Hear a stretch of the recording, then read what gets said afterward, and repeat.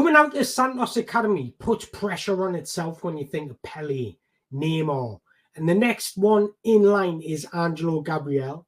So I'm here today to tell you about his strengths, weaknesses, and his positional and adaptability on the pitch. Hello guys, if you are new here, my name's Antonio Mango and I take a look at all the best upcoming wonder kids in world football. I look at the strengths, weaknesses, and do a tactical breakdown on what they'll bring to their new club or just football in general. So please don't forget to hit the like on this video, and if you do enjoy this video at the end, don't forget to hit that subscribe button. So as always, let's look at Angelo's upbringing in football. He was born in Brasilia, Brazil. Joined Santos' academy at the age of 10 in 2015. By 2020, only age 15, he was already appearing for the under-20s. And just after 3 months with the under-20s, he was then promoted to train with the senior team. At the age of 15 years, 7 months and 4 days, he'd become the second youngest ever player to debut for the club, only behind Coutinho, and he overcame the legend Pele.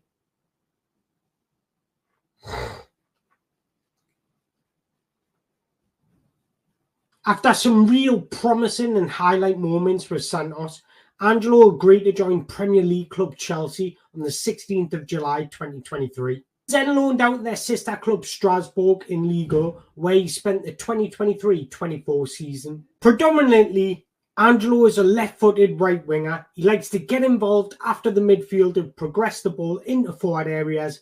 That's where his game's more effective. And of course, being his age, he has plenty of room for tactical awareness. But so far, what I've seen at Strasbourg, he's shown adaptability in these tactical variations. What I mean by that, it includes switching his position to the left wing and playing as an old-fashioned winger. And occasionally, like we're seeing at Santos and in the youth team, playing as a striker. However, in my personal opinion, he does his best work in wider areas, especially on that right-hand side, where he can cut in on his left foot and be extremely dangerous. Where's he position himself on the pitch? Well, as you can see from the heat map, he generally starts out wide before cutting inside. Angelo is a player that loves to have the ball at feet and isolate his man because he's incredible in one-on-one situations. But in a general sense, you'll often see him hugging the touchline, receiving the ball at feet, where he can be extremely dangerous and unpredictable and cut inside. You'll often see him come slightly into the half spaces where he can receive the ball. He only does this when there's more room and it's on a counter-attack. But if his team have got solid possession, then he looks to create width. And this allows for more room in the inside channels for breaking oncoming midfielders. At first glance, this to me shows that he does understand the tactical aspect of games. The biggest improvement I've seen in Angelo's game since he's matured is his movement off the ball. This allows him to play an important part in the counter-attacks, attack space and behind, but he can also drop deep and receive the ball to feet. This means he attracts defenders away from their position to create space for teammates. He's so comfortable when the ball's played at his feet, whether that be in a build-up phase or when he's attacking space. This allows him to be incredibly versatile in his movement, so if you leave him space, he will attack it. So what I'm saying is, although he spends a lot of time with the ball at his feet as he's a dribbling wizard, he's also a major attacking threat without the ball. He attacks open space well, and he has well-timed runs. He has clever changes of speed, and this allows him to create separation from his marker, and this allows him to escape his marker quickly when the ball does eventually arrive. But like I mentioned earlier, he generally starts out wide, receives close at the touchline before coming inside. But he is also very comfortable receiving in the inside channels as well. But the one thing he has added to his game, he's starting to move off the blind side, starting to get off the shoulder of the man. So what I mean by that is offering runs in behind. It means he's offering more than just the ability to dominate in isolated one-on-ones. His awareness of space is nice, but it could do with a bit of improvement. If he just scans that little bit more and allows him to have that extra second to scan his surroundings, he would receive the ball more comfortably on the half turn. But with the ball, he likes to come inside from the right wing onto his favourite left foot.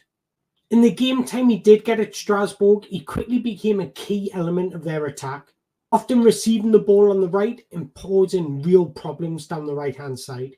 Strasbourg's tactics was to create overloads in central areas, but allowing these wingers to create isolation and one-on-ones. This allows Angelo to thrive and play to his strengths because he's an exceptional dribbler. In fact, that's probably his best aspect. Blistering quick feet, he's an agile dribbler, he's got a blur of body feints, he's got a wonderful drop of the shoulder, he's low centre of gravity, just allows him to manoeuvre around opponents with ease. He likes to receive the ball and keep the ball close to his feet. He's got wonderful, elegant caressing style where he just manoeuvres the ball so beautifully in his stride. He's not somebody like a Leroy Sané that takes larger touches and uses athleticism to get around players. He's more stylistically to a Bernardo Silva in the way he can produce several touches in quick succession. But he combines this with clever body movements and he can trick defenders into thinking he's going one way before dropping his shoulder and going the opposite way. This allows him to beat several men in tight areas. He's remarkably comfortable in tight spaces and his exceptional dribbling means he's extremely useful against the deepest defenders. Like I say, you'll often see him receiving out wide before bearing down on his opposition fullback, enticing them into challenge before his technique at jinxing past players is extremely effective. Just a little touch of the ball and he just glides past them. He's got a wonderful blend of technical prowess and creative flair. When defending against him, expect to be committed into a challenge because he manipulates you with the ball. His ball to feet relationship is wonderful, which means he's incredibly difficult to defend against in dangerous and one-on-one situations. His ball control and manipulation allows him to move inside and out players, making him extremely unpredictable and difficult to defend against. But many different kinds of dribbling styles. He can carry the ball quickly in open spaces, but he also keeps the ball well under pressure in tight spaces. He's unbelievable in one-on-one situations close at the touchline, where he can isolate his fullback. If his fullback just on the inside of him, he's got the ability to burst past him on the outside. But then you'll often see him cut back and looking to get a cross in. His technical ability is to the highest quality. This allows him to keep the ball close to his feet. This means he can play wide, he can come central, but his ball manipulation is incredible. One of the biggest aspects of his dribbling is his ability to read the defender's intentions. This allows him to anticipate and perform the best moves to get around him. But it's his physical attributes that have such an impact. His low centre of gravity, which allows him to have unbelievable capacity to shift his body weight in directions. When you add explosive pace, quick feet, acceleration, deacceleration, makes him a formidable player to watch. Dribbling has such conviction. It's particularly intelligent the way he uses his body to feint and manipulate players. He doesn't just do this to trick and feint players in one-on-one situations. He does it when he's weaving through large groups of players instead. This makes him incredibly useful when breaking down low blocks. He can dribble at full speed in one direction to outrun a defender, but he can also modulate his speed and change direction to outsmart a defender. Angelo is extremely forward-thinking and he always looks to attack the opposition. And his dribbling is reflected in his numbers. He's averaging 4.61 dribbles per 90, with a take-on success rate of 53.6%.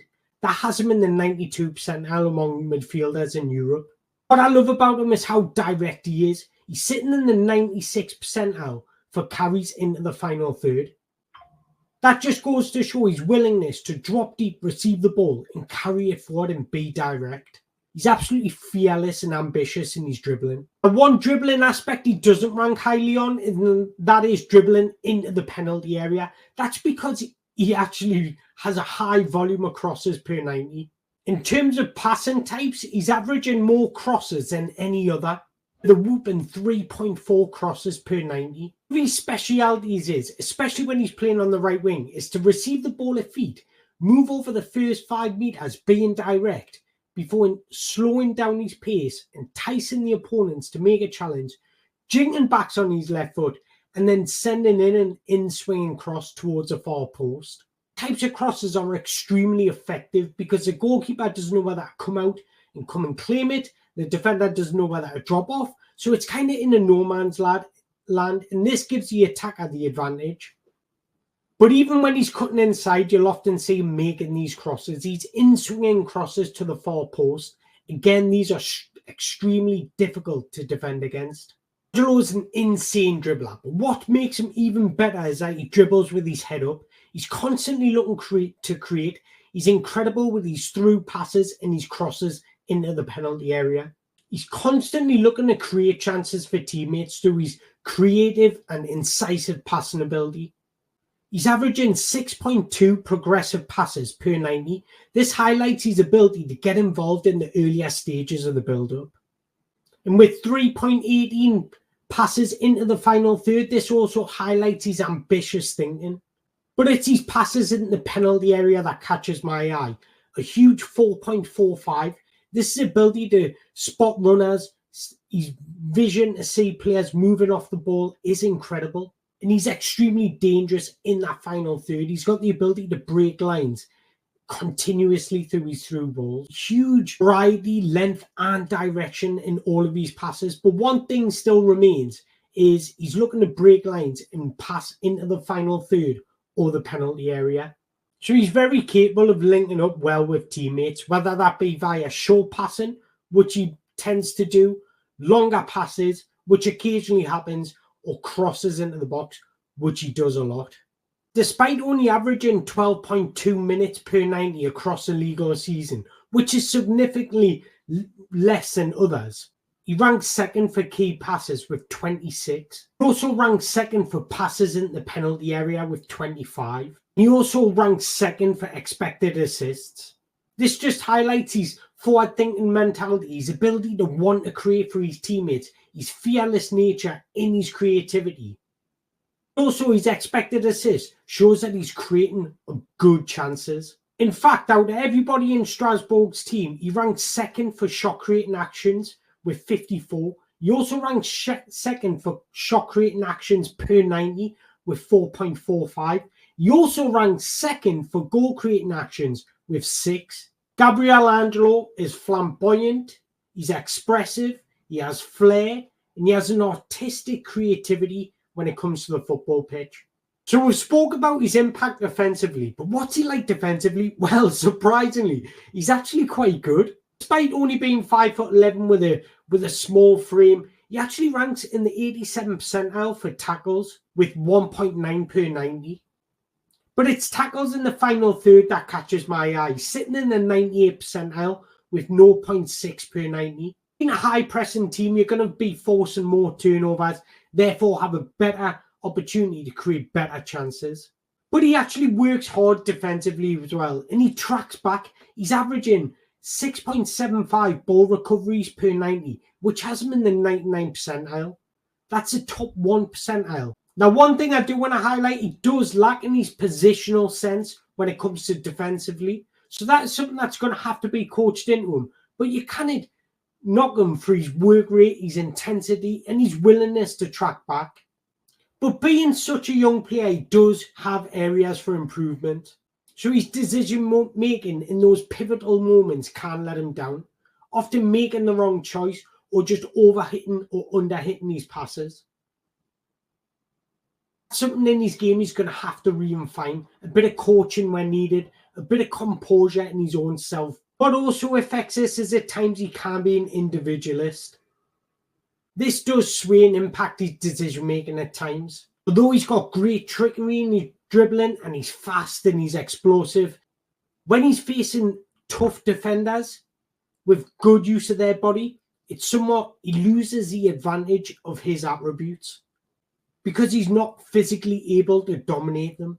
Also, the use of his weaker foot is another aspect to improve. This would just help him be a lot more unpredictable.